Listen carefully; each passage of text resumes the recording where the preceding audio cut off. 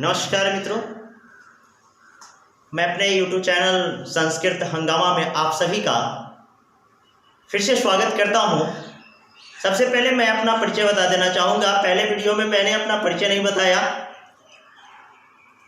मेरा नाम Manoj Kumar Diwakar, director of Ujjwal coaching centre, Katahara Chowk, Vaishali, Bihar. आप सभी ने मेरे पहले वीडियो में बहुत बहुत प्यार दिया, इसके लिए मैं तहे दिल से धन्यवाद ज्ञापन करता हूं कि आप लोगों ने मुझे बहुत प्यार और दुलार दिया। कहा गया है कि ज्ञान की कोई सीमा नहीं होती है, लेकिन ज्ञान देने वाली जो माता है, जिनका नाम सरस्वती है, आज मैं उनके नाम से यह यूट्यूब चैनल का शुभारंभ तो कर चुका हूं, लेकिन आज उनका नाम लेना जरूरी है, क्योंकि पहले भी प्राचीन काल में जब विद्या ग्रहण करने से पहले माँ सरस्वती का नाम लिया जाता था। तो एक छोटी सी गानों के साथ मैं आपके सामने आता हूँ, थोड़ा सा उनकी स्तुति कर लेता हूँ।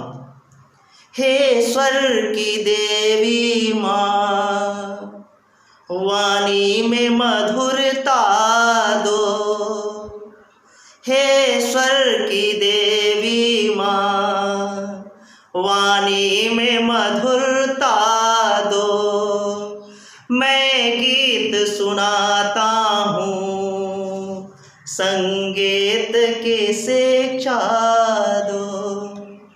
हे स्वर की देवी माँ, वाणी में मधुरता दो। तो चलिए, माँ सरस्वती को याद करने के बाद मैं आज संस्कृत क्लास 10 के विद्यार्थियों के लिए मैं कल लेकर के आया था प्रथम पाठ मंगलम का एक श्लोक का अर्थ मैंने आप लोगों को बतलाया था। आज मैं दूसरा श्लोक लेकर के आया हूं। मैंने पहले ही बताया था कि मंगलम का अर्थ होता है शुभ, और एक चीज आप इधर देख रहे होइएगा कि 10वीं क्लास के संस्कृत के सब्जेक्ट का नाम अमृत प्यूषम है, और प्यूषम का अर्थ होता है अमृत। तो कहा गया है कि संस्कृत अमृत वाणी है, और अमृत का जो रस पीता है वह हमेशा जवान रहता है। तो संस्कृत रूपी जो ज्ञान लेगा वह हमेशा इस संसार में जवान ही रहेगा। तो चलिए छात्रों, मैं आपको प्रथम पाठ मंगलम का दूसरे श्लोक की तरफ लेकर के चलता हूं। सबसे पहले यहां पे कहा गया है कि इस मंत्र में कि ईश्वर की स्तुति करते हुए कि ईश्वर ही सर्व ज्ञाता है, ईश्वर ही सर्व गुण ज्ञाता है और सर्व प्रतात्मा है। कहने का मतलब कि ईश्वर से ही सब कुछ व्याप्त है, या संसार ईश्वर से ही व्याप्त है। तो इस मंत्र में ईश्वर की स्तुति की गई है। कहते हैं अणोरणीयान महतो माहियान आत्मस्य जंतो निर्हितो गुहायाम तम्रक्रतु पश्यति वीत शोको धातु प्रसादानमा हिममानमात्मनः। तो चलिए, ये तो मैंने बड़े ही स्पीड के साथ पढ़ दिया, फास्ट पढ़ दिया, लेकिन इसको हम तोड़ करके पढ़ेंगे, जो पढ़ने में दिक्कत नहीं हो, याद करने में दिक्कत नहीं हो। आप लोग सोचते हैं कि सर ये श्लोक क्यों पढ़ा रहे हैं, यह श्लोक हमारे एग्जामिनेशन के लिए कैसे उपयोगी है। तो मैं आपको बता देता हूं कि जब तक मुझे श्लोकों का श्रवण नहीं होगा, जब तक आप याद नहीं करेंगे श्लोक, तब तक उसका सही से अर्थ नहीं समझ पाएंगे। और जब अर्थ नहीं समझ पाएंगे तो जब क्वेश्चन पूछ देगा कि आत्मा ईश्वर कहां बसते हैं, आपसे अगर क्वेश्चन पूछ दिया कि ईश्वर कहां बसते हैं, तो ईश्वर भाव में बसते हैं। जब तक आप श्लोक का अर्थ नहीं जानेंगे तब तक आपको पता नहीं होगा। आपसे पूछ दे कि आत्मा क्या है, आत्मा कैसी है, तो आत्मा सूक्ष्म से भी सूक्ष्म होती है। तो इसीलिए हमें संस्कृत के श्लोकों को भी जानना है। तो चलते हैं अणोर, पहले पढ़ेंगे अणोर नियान महतो माहियान आत्मस्य जंतो निर्हितो गुहायाम। तम्र क्रतुः पश्यति वीत शोको धातु प्रसादनाम हिमान आत्मनः। हमें तोड़ तोड़ करके जब पढ़ेंगे तो धारा प्रवाह में संस्कृत पढ़ने आ जाएगा।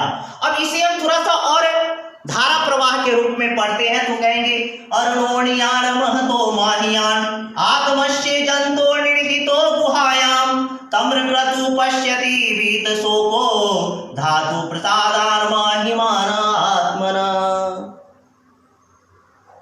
अब सोच रही है कि अनोरणीयान का मतलब क्या होता है, महतो माहियान का मतलब क्या होता है। तो सबसे पहले मैं और सारे शिक्षकों की तरह नहीं हूं कि डायरेक्ट आपको श्लोकों पर ले जाऊंगा, इसका अर्थ लिखा करके काम तमाम कर दूंगा। मेरी सबसे बड़ी खूबी होनी चाहिए कि अगर कोई संस्कृत का शब्द हो तो उसका शब्दार्थ भी देना जरूरी है। तो मैंने आपके लिए शब्दार्थ लेकर के आया हूं अणु। अणु का मतलब होता है अणु से या सूक्ष्म से। अणु को तो आप जानते होइएगा, हमेशा साइंस से पढ़ते होंगे। अणु सूक्ष्म से भी सूक्ष्म होता है, सूक्ष्म से भी सूक्ष्म कण होता है ना। अणियान सूक्ष्म और अणु यानी कि सूक्ष्म और अणु, महता यानी कि महान, और माह्यान का मतलब होता है महान। जंतु का मतलब होता है प्राणी के, गुहायाम का मतलब होता है हृदय रूपी गुहा में, और भीत शोका का मतलब होता है शोक रहित। शोक रहित कहने का मतलब है कि लोभ मोह काम क्रोध से जो ऊपर उठ जाता है वही ईश्वर को प्राप्त कर सकता है। तो चलते हैं अब इसके अर्थ पे, भावार्थ पे चलते हैं। तो कहते हैं कि प्राणियों की यह आत्मा हृदय रूपी गुफा में बंद है। हमारी जो आत्मा है, ये पूरे संसार में जो प्राणी दिखते हैं, मनुष्य दिखता है, उसकी आत्मा जो होती है हृदय रूपी गुफा में बंद होती है, जो अणु से भी सूक्ष्म और महान से भी महत्तर है। जो कि एक अणु का कण से भी सूक्ष्म, उससे भी छोटा, और महान से भी महान और महत्तर है। महत्तर कहने का मतलब है कि महान के आगे जो शब्द का प्रयोग नहीं किया जा सकता उससे हम महत्तर शब्द का प्रयोग करते हैं उसके लिए। और कहते हैं कि परमात्मा की इस महिमा को कामना और शोक रहित साधक ही देख पाता है। परमात्मा की यह महिमा यानी कि अगर आत्मा सूक्ष्म से भी सूक्ष्म और महान से भी महत्तर है तो इसको हम जानेंगे कैसे। जो व्यक्ति शोक रहित है यानी कि लोभ मोह क्रोध से ऊपर उठ गया है, जो इस संसार में उसको लोभ नहीं है, मोह नहीं है ना, वह व्यक्ति ही सिर्फ आत्मा को देख सकते हैं, और जो आत्मा को देख लिया वह परमात्मा को प्राप्त कर सकता है। तो चलिए फिर से इस प्रिय छात्रों, फिर से इस अर्थ को एक बार फिर से धारा प्रवाह पढ़ते हैं। कहते हैं कि प्राणियों की यह आत्मा हृदय रूपी गुफा में बंद है। प्राणियों की यह आत्मा हृदय रूपी गुफा में बंद है, जो अणु से भी सूक्ष्म और महान से भी महत्तर है। परमात्मा की इस महिमा को कामना और शोक रहित साधक ही देख पाता है। कहते हैं कि परमात्मा की इस महिमा को कामना और यानी कि काम क्रोध लोभ मोह से ऊपर उठ करके कोई साधक ही देख पाता है। यानी कि ऋषि मुनि को दूसरा तो कोई काम होता नहीं, इसलिए ईश्वर के समीप वह होते हैं। अगर आपको भी ईश्वर के समीप जाना है तो संस्कृत के ज्ञान का अवलोकन जरूर करें, संस्कृत का ज्ञान अवश्य लें। तो चलिए, यह था आपका दूसरे श्लोक का अर्थ है। यह था आपके दूसरे